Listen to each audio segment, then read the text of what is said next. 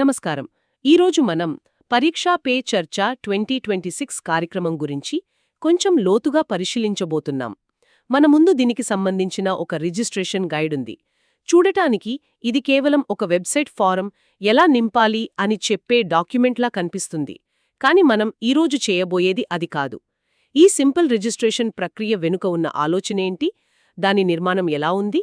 అంటే ఒక web portal ప్రభుత్వం యువతతో ఎలా కనెక్ట్ అవ్వాలనుకుంటోంది, వాళ్ల నుంచి ఏం తెలుసుకోవాలనుకుంటోంది అనే విషయాల గురించి మనకు ఏం చెబుతుందో చూద్దాం. మీరు చెప్పింది అక్షరాల నిజం. ఇది కేవలం ఒక రిజిస్ట్రేషన్ ఫారం మాత్రమే కాదు. ఇది ఒక చాలా పెద్ద ఎంగేజ్మెంట్ మెకానిజం. విద్యార్థులు, ఉపాధ్యాయులు, తల్లిదండ్రులు ఇలా 3 కీలక వర్గాలను ఒకే వేదికపైకి తీసుకురావడమే కాకుండా వాళ్ళ ఆలోచనలను అంటే వాళ్ళ ఆందోళనలను నేరుగా సేకరించే ఒక వ్యవస్థ ఇది. అవును. ఈరోజు మనం ఈ వ్యవస్థలోకి వెళ్లడానికున్న 4 ప్రధాన మార్గాలను విశ్లేషిద్దాం. సరే, అయితే మొదలు పెడదాం. అసలు ఈ రిజిస్ట్రేషన్ పోర్టల్ను ఎలా యాక్సెస్ చేయాలి?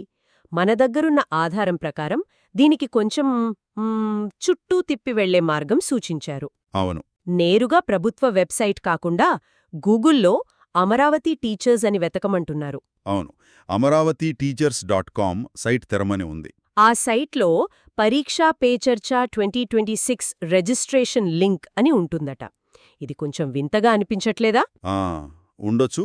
బహుశా వాళ్ళు ఒక నిర్దిష్టమైన ఆడియన్స్ను అంటే ఉపాధ్యాయులను టార్గెట్ చేయడానికి ఇలా చేసి ఉండొచ్చు. ఆ వెబ్సైట్కు వచ్చేవాళ్లను సులభంగా ఇటువైపు నడిపించడానికి అన్నమాట. అది ఒక కారణం కావచ్చు. ఏదేమైనా ఆ లింక్ ద్వారా అధికారిక సైట్లోకి వెళ్లిన తర్వాత పెద్ద అక్షరాలతో పార్టిసిపేట్ నౌ అనే బటన్ కనిపిస్తుంది. ఆ బటన్ క్లిక్ చేయగానే మీరు చెప్పినట్లు 4 వేర్వేరు మార్గాలు మన ముందుకొస్తాయి. అవును, ఈ విభజనే ఇక్కడ చాలా ముఖ్యం. విద్యార్థులు, ఉపాధ్యాయులు, తల్లిదండ్రులు ఇలా స్పష్టంగా వేరుచేశారు. ముందుగా విద్యార్థుల గురించి మాట్లాడుకుందాం. తప్పకుండా. విద్యార్థులు స్వయంగా అంటే సెల్ఫ్ రిజిస్ట్రేషన్ చేసుకోవడానికి 2 పద్ధతులున్నాయని ఈ గైడ్ చెబుతుంది. అవును, మొదటిది డిజిలాకర్ ద్వారా, రెండోది నేరుగా మొబైల్ ఓటీపీ ద్వారా. ఈ డిజిలాకర్ గురించి కొంచెం చెబుతారా? అందరికీ దీనిపై అవగాహన ఉండకపోవచ్చు. ఎందుకు దీనికి ఇంత ప్రాధాన్యత ఇస్తున్నారు? డిజిలాకర్ అనేది ప్రభుత్వం జారీ చేసిన మన అధికారిక డాక్యుమెంట్లను అంటే ఆధార్, డ్రైవింగ్ లైసెన్స్ వంటివి భద్రపరుచుకునే ఒక డిజిటల్ వ్యాలెట్. ఓకే. డిజిలాకర్ ద్వారా లాగిన్ అవ్వడమంటే ఆ వ్యక్తి గుర్తింపు ఆల్రెడీ ధృవీకరించబడినట్లే. అందుకే దీన్ని మొదటి ఆప్షన్గా పెట్టారు. మరి పిన్లెస్ ఆథెంటికేషన్ అంటే? ఏమీ లేదు, సింపుల్. పాస్వర్డ్ గుర్తుపెట్టుకోవాల్సిన అవసరం లేకుండా మీ ఫోన్కు వచ్చే వన్ టైం కోడ్ అంటే ఓటీపీతో లాగిన్ అవ్వడం. అర్థమైంది. అంటే ఒకవైపు వెరిఫైడ్ ఐడెంటిటీ, మరోవైపు సులభమైన యాక్సెస్. మరి రెండో పద్ధతి సంగతేంటి? అది చాలా సింపుల్ అనిపిస్తోంది. చాలా చాలా సింపుల్. విద్యార్థి పేరు, వారి తల్లిదండ్రుల మొబైల్ నంబర్ ఇస్తే చాలు.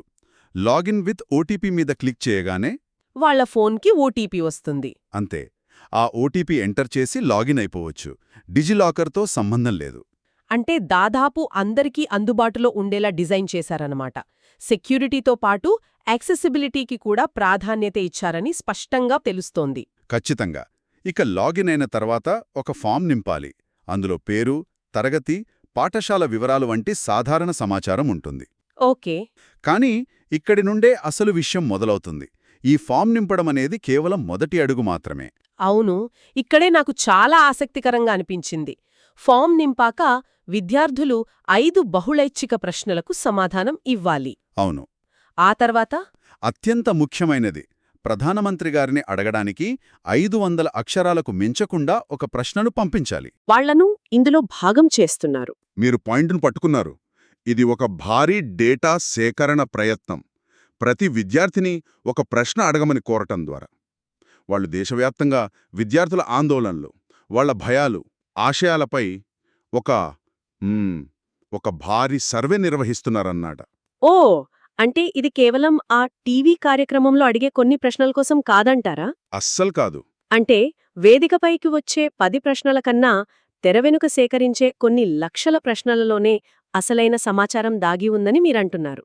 సరిగ్గా అదే. ఒత్తిడి, కెరీర్ గైడెన్స్, జీవన నైపుణ్యాలు వంటి టాపిక్స్ ఇవ్వటం ద్వారా వారు ఆ డేటాను ఇంకా స్పష్టంగా వర్గీకరించుకుంటున్నారు. ఇది చాలా తెలివైన వ్యూహం. నిజమే. ఇక రిజిస్ట్రేషన్ పూర్తయ్యాక సర్టిఫికెట్ వస్తుంది అంటున్నారు.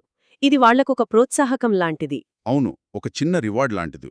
ఇప్పుడు మనం ఉపాధ్యాయుల కేటగిరీకి వెళ్దాం. వెళ్దాం. ఇక్కడే ఈ వ్యవస్థ ఎంత లోతుగా ఆలోచించి డిజైన్ చేయబడిందో మనకు స్పష్టంగా అర్థమవుతుంది. ఉపాధ్యాయులు స్వయంగా నమోదు చేసుకునే ప్రక్రియ. అది దాదాపు విద్యార్థులలాగే ఉంది కదా? అవును, సేమ్ ప్రాసెస్. వాళ్ళు కూడా డిజిలాకర్ లేదా ఓటీపీ ద్వారా లాగిన్ అవ్వాలి, ఫారం నింపాలి. 5 ప్రశ్నలకు జవాబివ్వాలి, ప్రధానిగారికి ఒక ప్రశ్న పంపాలి. కరెక్ట్. కాని ఇక్కడ ఉపాధ్యాయులకు ఇచ్చిన ఒక ప్రత్యేకమైన అధికారం గురించి మాట్లాడుకుందాం. చెప్పండి. అదేంటంటే, ఉపాధ్యాయులు తమ లాగిన్ ద్వారా విద్యార్థులను కూడా నమోదు చేయడం. ఇది ఎందుకు అంత ముఖ్యమో అని మీరనుకుంటున్నారు? ఇది ఈ మొత్తం వ్యవస్థకు వెన్నెముకలాంటిది. ఒక్కసారి స్మార్ట్ ఫోన్ లేదా ఇంటర్నెట్ సౌకర్యం లేని గ్రామీణ ప్రాంతాల విద్యార్థుల గురించి ఆలోచించండి. అవును, వాళ్ళెలా రిజిస్టర్ చేసుకుంటారు? చేసుకోలేరు. వాళ్లను కూడా ఈ కార్యక్రమంలో భాగం చేయడానికి ఇదొక చక్కటి మార్గం. అంటే డిజిటల్ డివైడ్ను తగ్గించడానికి ఉపాధ్యాయులను ఒక వారధిలా వాడుకుంటున్నారన్నమాట. ఈ గైడ్లో ఒక చిన్న కాని చాలా కీలకమైన వివరముంది. అదేంటంటే, ఉపాధ్యాయుడు ఒక విద్యార్థిని నమోదు చేస్తున్నప్పుడు ఆ విద్యార్థి 5 యాక్టివిటీ ప్రశ్నలకు సమాధానం ఇవ్వాల్సిన అవసరం లేదట. అవును, ఆ స్టెప్ ఉండదు. ఈ మినహాయింపు ఎందుకిచ్చి ఉంటారు? ఎందుకంటే అది ఆచరణాత్మకమైనది, ప్రాక్టికల్గా ఆలోచించారు. ఆ సమయంలో విద్యార్థి అక్కడ లేడు. నిజమే. వాళ్ళ తరపున ఉపాధ్యాయుడు సమాధానాలివ్వడం సరైనది కాదు. అది డేటాను తప్పుదోవ పట్టిస్తుంది. అందుకే ఆ దశను తొలగించి ప్రక్రియను వేగవంతం చేశారు. ఇక్కడ లక్ష్యం వ్యక్తిగత యాక్టివిటీ కాదు, సామూహిక నమోదు. అయితే ఇక్కడొక చిక్కు ప్రశ్న ఉంది. ఉపాధ్యాయుడు ప్రతి విద్యార్థి తరపున ప్రధానికి ఒక ప్రత్యేకమైన ప్రశ్నను తప్పనిసరిగా సమర్పించాలట. అవును, గైడ్లో అలానే ఉంది. ఒక్క నిమిషం ఆగండి. ఒక ఉపాధ్యాయుడి కింద 50-100 మంది విద్యార్థులుంటే 100 వేర్వేరు ప్రశ్నలు రాయాలా? ఇది ఎంతవరకు సాధ్యం? ఇది చాలా పెద్ద భారం కదా?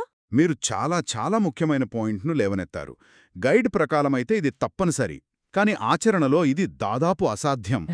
మరి వాళ్లేం చేస్తుంటారు? బహుశా ఉపాధ్యాయులు కొన్ని టెంప్లెట్ ప్రశ్నలను కొద్దిపాటి మార్పులతో వాడుతుండవచ్చు. కాని ఈ నిబంధన మనకు ఏం చెబుతోందంటే, ఏంటది? ప్రతి రిజిస్ట్రేషన్కు ఒక ప్రశ్న జత చెయ్యబడటం అనేది ఈ వ్యవస్థకు చాలా ముఖ్యం. ఆ ప్రశ్న ఎవరు రాశారనే దానికంటే ఒక ప్రశ్న ఉందా లేదా అనేదే వారికి ప్రాధాన్యత కావచ్చు. అంటే క్వాలిటీ కంటే క్వాంటిటీకి ఎక్కువ ప్రాధాన్యత ఇస్తున్నట్లుగా కనిపిస్తోంది. కొంతవరకు అలానే ఉంది. యాడ్ మోర్ బటన్ ద్వారా ఒకే లాగిన్లో 100 మంది విద్యార్థులను కూడా చేర్చవచ్చు అనుంది. ఇది ఈ పోర్టల్ను ఒక వ్యక్తిగత రిజిస్ట్రేషన్ సాధనం నుండి ఒక సామూహిక నమోదు యంత్రంగా మారుస్తోంది. కరెక్ట్. అది చాలా పెద్ద డిజైన్ నిర్ణయం. ఇక చివరి కేటగిరీ తల్లిదండ్రులు. వాళ్ల ప్రక్రియ కూడా దాదాపు ఉపాధ్యాయుల సెల్ఫ్ రిజిస్ట్రేషన్ లాగే ఉంది. అవును, దాదాపుగా అన్ని స్టెప్స్. లాగిన్, ఫారం, 5 యాక్టివిటీ ప్రశ్నలు, తర్వాత ప్రధానికి ఒక ప్రశ్న. అయితే వారిని ఒక ప్రత్యేక కేటగిరీగా ఎందుకు చేర్చారు? దాని ప్రాముఖ్యత ఏమిటి? ఇది విద్యా వ్యవస్థలోని 3 భాగస్వాములను, అంటే స్టూడెంట్, టీచర్, పేరెంట్, ఈ 3ని ఒకే చోటికి తీసుకురావడం లాంటిది. ఓకే, ట్రయాంగిల్ లాగా? అవును, ఒకే సమస్యపై 3 వేరువేరు కోణాలను సేకరించడానికి ఇది చాలా బాగా ఉపయోగపడుతుంది. ఒక ఉదాహరణ ఇస్తారా? తప్పకుండా. ఉదాహరణకు పరీక్షల ఒత్తిడి గురించి అనుకుందాం.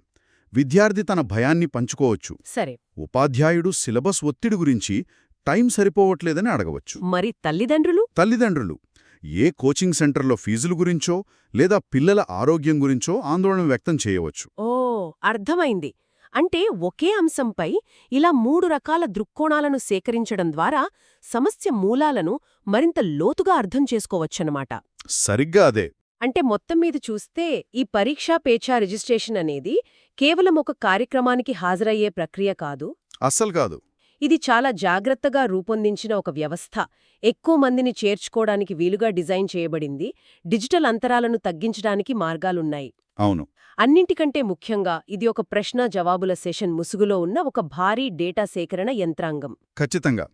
టీవీలో ప్రసారమయ్యే కార్యక్రమం మంచుకొండ యొక్క పైభాగం మాత్రమే.